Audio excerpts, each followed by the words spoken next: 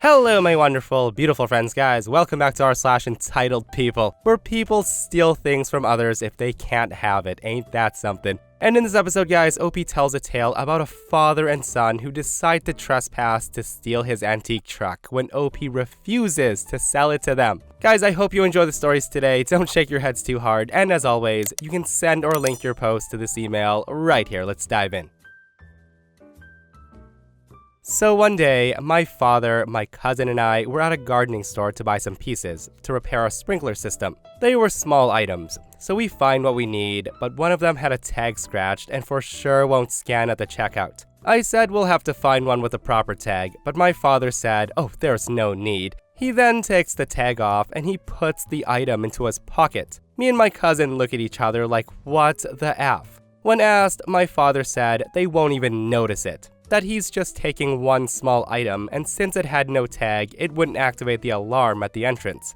And that was the day I found out my father was a thief, on the account of him saying, oh, I've done this before, no big deal. So two things you need to know going forward. Number one is my cousin is a police officer fresh out of the academy. And number two, my father's always had this entitled attitude of superiority towards the children of the family. Something like, I'm your father, I'm your uncle, you won't dare cross me. It doesn't matter if we're adults with our jobs and own homes, we must respect him. So my cousin asked if he realizes that he could have him arrested for this, to which my dad responds by laughing and then says he dares him to do it. Have him arrested. So with that, he just ignores my cousin and we walk towards the register. And while waiting in line, my cousin whispers in my ear, you know what I'm about to do, right? To which I reply, yes. My cousin then waits for my father to pay for the stuff he wanted to pay for and go past the alarm sensors. So the theft would now be official and not just intent.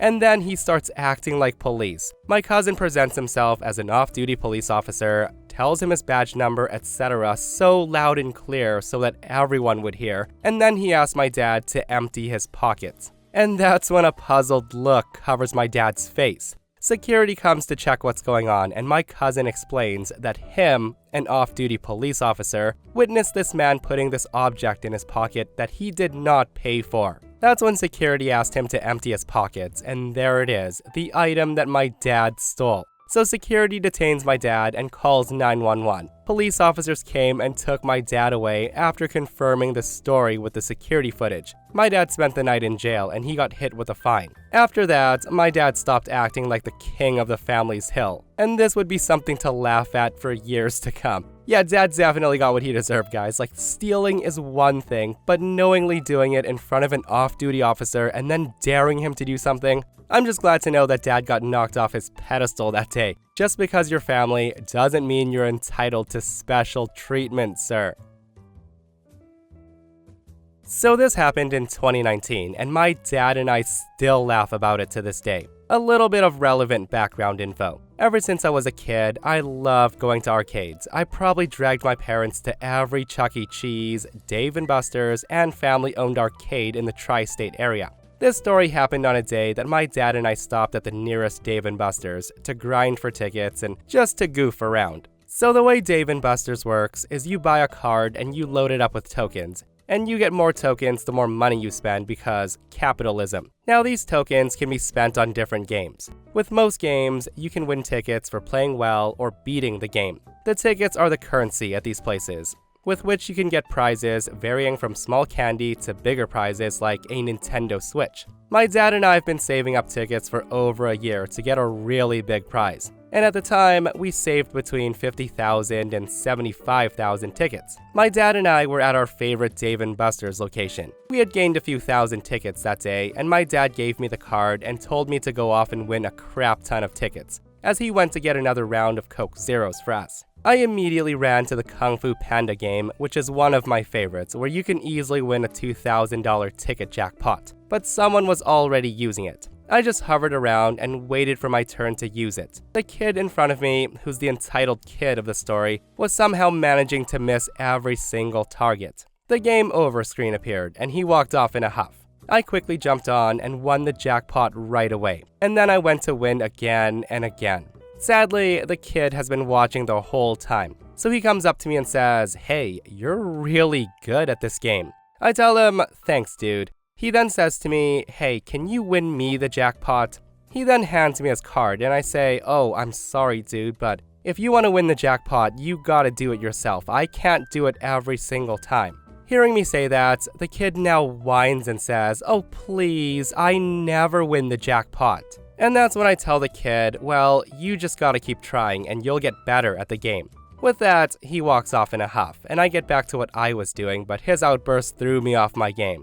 So I stepped away to the shooter section and went to play a different game. Sadly, the story doesn't end here. Midway playing another game, I saw someone storming up to me with a kid at her side. It was a Karen. Picture your typical Karen, but brown hair instead of blonde, and she's wearing glasses. That's her. So Karen marches up to me and says, excuse me, what did you say to my boy? I say to her, do I know you, ma'am? Karen says, I'm this boy's mother, and you have to apologize to my son. I say to her, what are you talking about, lady? Karen then goes on and says, you told my son that he'll never be good at playing games, that he'll always be a loser, and then you tried to steal his card? I then look over at the kid, and he had this huge smile plastered on his face. I say to Karen, look, I never said any of that to your kid. I just refused to play a game for him. Please leave me alone. Karen doesn't stop though. She yells at me and says, you need to go over there right now and you will win him that jackpot. Either that or you give him your card. He needs points. I say to her, I have a ton of tickets on here. I'm not giving it to your son. Now in hindsight, I really shouldn't have said that we had a lot of tickets. At this point, my dad sees the quickly escalating crap storm and he walks up to see what's going on. My dad says, hi miss, what's going on here? Could you please explain to me why you're yelling at my son? Karen says to my dad, your son has been harassing me and my son. He threatened to steal my son's point card. I say to my dad, Dad, I didn't do anything. She's been harassing me and she demanded me to give her our card. Dad tells Karen, look, my son and I are here to have a good time, so if you don't mind, we'll be on our way. My dad then tries to get around her, but she blocked us saying, you two aren't going anywhere. Now your son needs to go over there and win my son some points, or you need to give me your card for all the trouble you caused. Of course, Dad and I say no, and that's when Karen says, you two are being so rude. Where's the manager? And that's when the floor manager comes walking over. Let's call him Jimmy. My dad and I had gotten to know Jimmy pretty well, and every now and then, he would comp us a few things. So Jimmy comes up and says, what's the problem, ma'am? Karen says, these two have been harassing me and my son. They tried to steal my card and told my son that he'll never be good at games and that he's a loser. This is uncalled for. Jimmy tried to defend us saying, ma'am, in all the time I've known these two, they've never once been rude to another patron. My dad then gave our side of the story, and with each word, Jimmy's face of I knew it got more and more apparent. Jimmy then says, look, Karen, given the circumstances, I'm gonna have to ask you to leave. Karen then says, what? But they're lying. You have to believe me. I demand you kick them out for all the trouble they've caused me. That's when Jimmy says, okay, if they're lying, then you won't mind if we go check the cameras. Now at that very moment, if I had gotten a picture of Karen's face, I would have had it on a frickin' t-shirt. As soon as she heard the word cameras, she turns white and says, oh, well okay, there's no need to do that, And that's when Jimmy interrupts her and says, I'm gonna have to ask you two to leave. That's when the woman starts shouting and screaming at us saying that we ruined her day. Jimmy called security and they helped escort Karen and her kid out of the building. He then spent a comical amount of time apologizing for her behavior. He told us that she had been causing issues with other guests and staff before, and she's been warned that this was her last chance. Jimmy tried to give us a free game card for the troubles, but we both said that we had a story to tell, and that's more than enough. And what a story that was though, guys. And it's so funny how the people who always cause a scene never seem to remember that cameras exist. And that little kid, like, oh boy, was he a crap disturber though, just lying to his mom to start trouble. And guys, I'm willing to bet that that's not his first time that he's lied to get mommy to harass and berate someone in public. Absolutely wild. So I live in a small town, and recently I've come into possession of a 1947 International pickup truck, a monster of a vehicle that looks fantastic now that I've cleaned it up and changed the fluids.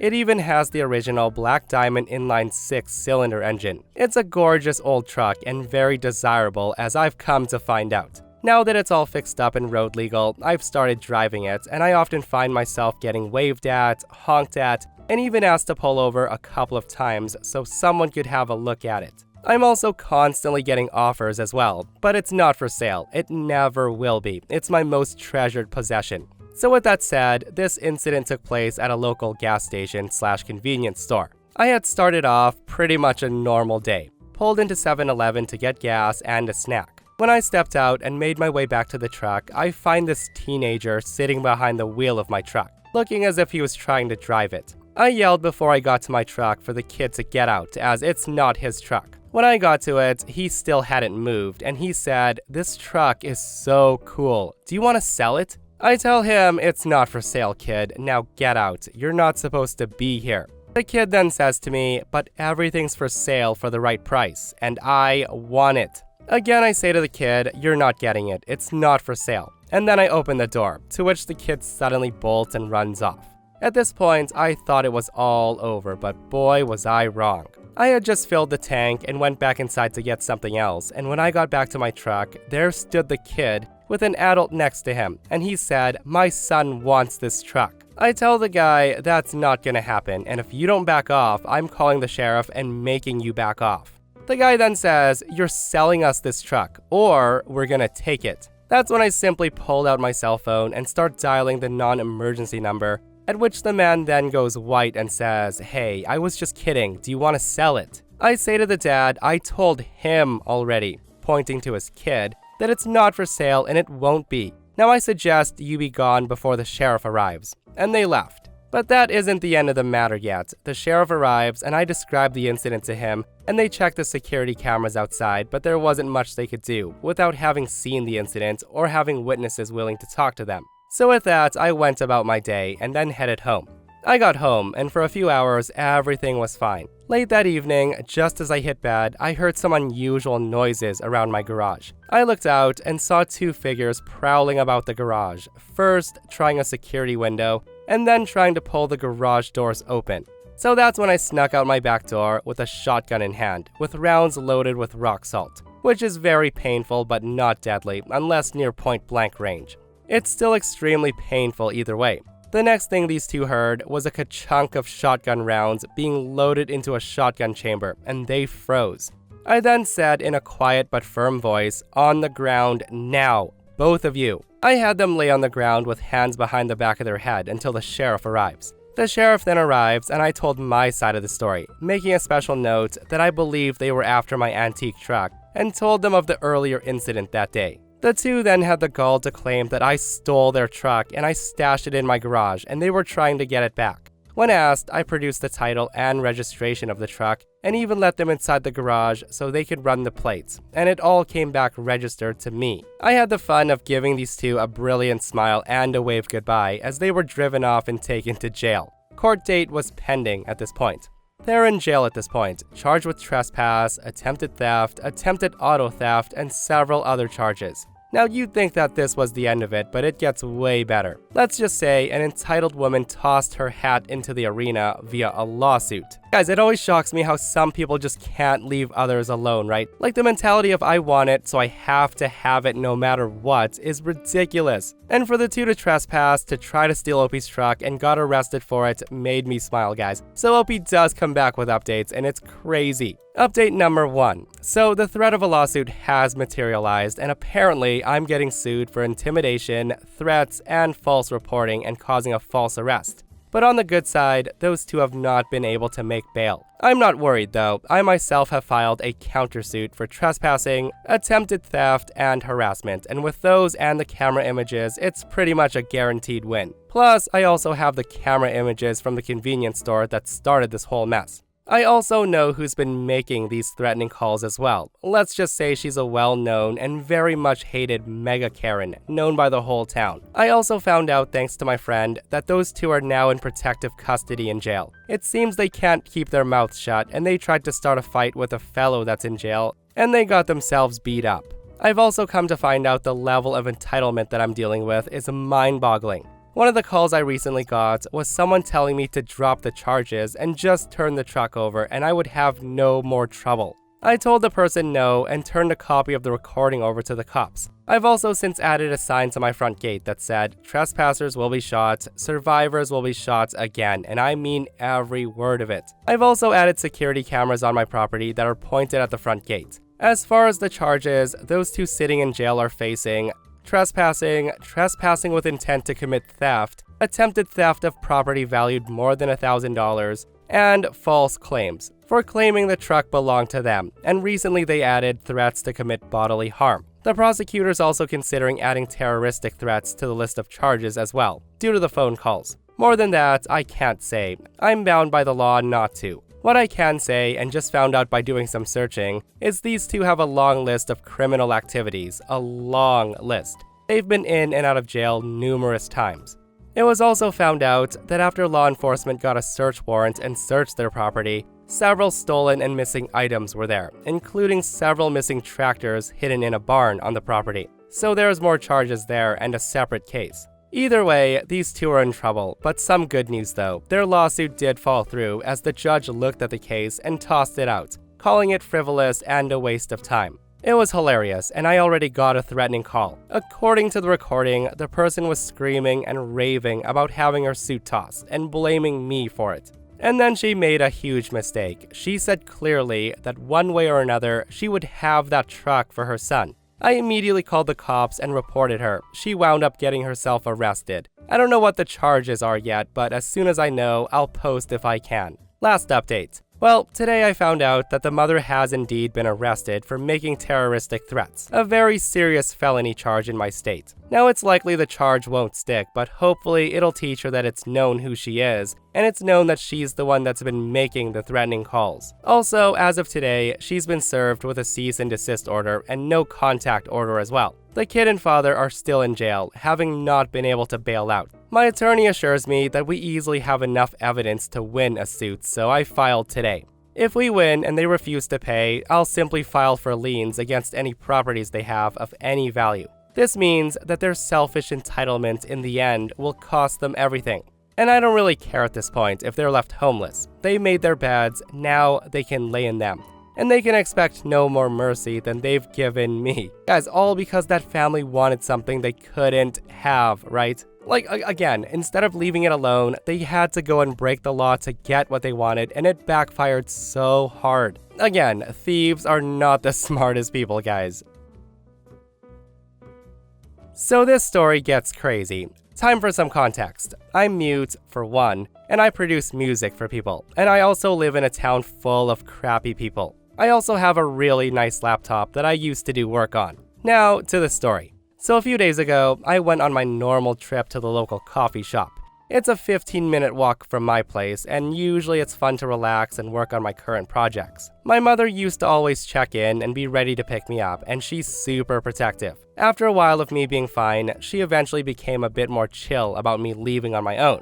Anyways, last Saturday, she was out at work. I got to the coffee shop as usual. I sit down, open up my laptop, and about 20 minutes later, a family walks in. It was a woman, a boy who's around 12, and a little girl who's like 6 years old. The boy looks bored and he sits down. Not much later, he comes up to me and asks what I'm working on. The kid basically says, "What you working on?" I then point to my mouth and make an X with my fingers. And the kid says, "What does that mean? You can't talk?" I nod, and the kid says, "Can I see what you're doing?"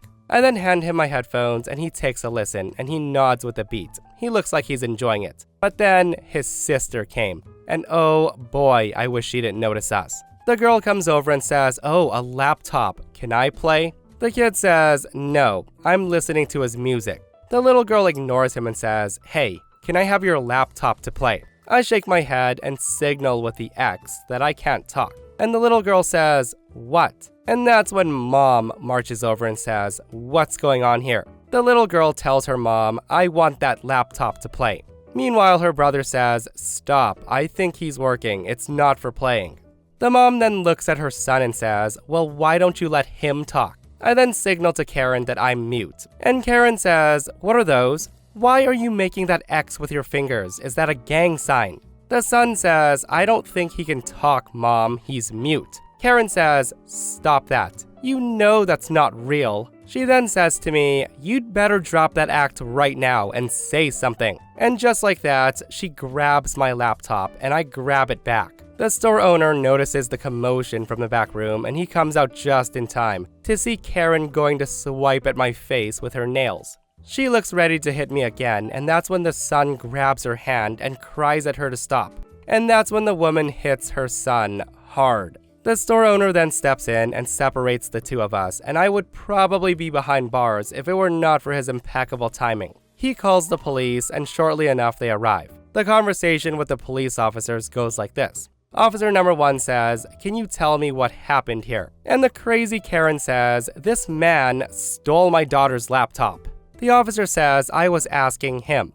I then type on my phone and show the officers the message that says, "Do you understand sign? I'm mute." Officer 1 sees it and says, "Oh, okay, you're mute." Karen, hearing him say that, says, "No, he's not. He's playing the victim here." Officer 2 says, "Ma'am, come with me for now." Officer 1 says, "Yes, I do understand sign language." So I explained to him that basically this crazy lady wanted to steal my laptop for her daughter, and when I took it back, she tried to rake me across the face. Her son tried to stop her, but he was hit. The officer then says, "Okay, so obviously the stories contradict." Karen says, "Because he is lying." That's when the store owner says, "There's cameras in the store. I can show you all the footage." So with that, we reviewed all the evidence, and Karen was arrested, and you bet your ass I'm pressing charges. Reading all these stories, guys, Karens have said a lot of ridiculous things, but this has gotta be way up there. Being mute does not exist. Make him talk, officer. Good on OP for pressing charges, and I hope the cops saw Karen hitting her son and they're doing something about that. Like, it's so sad to know that her 12-year-old son has more sense than her. But guys, that's entitled people for ya. And that, my friends, brings us to another end of r/entitled people. Guys, I hope you enjoyed today's stories. If you did, hit that thumbs up, and if you're not subscribed, consider subscribing so you don't miss these crazy stories. And if you missed the last episode on the channel, it's an r/I don't work here lady episode, where managers are going completely psycho. Go check it out if you haven't, and myself and Stevie Boy will see you guys in the next one. We love you.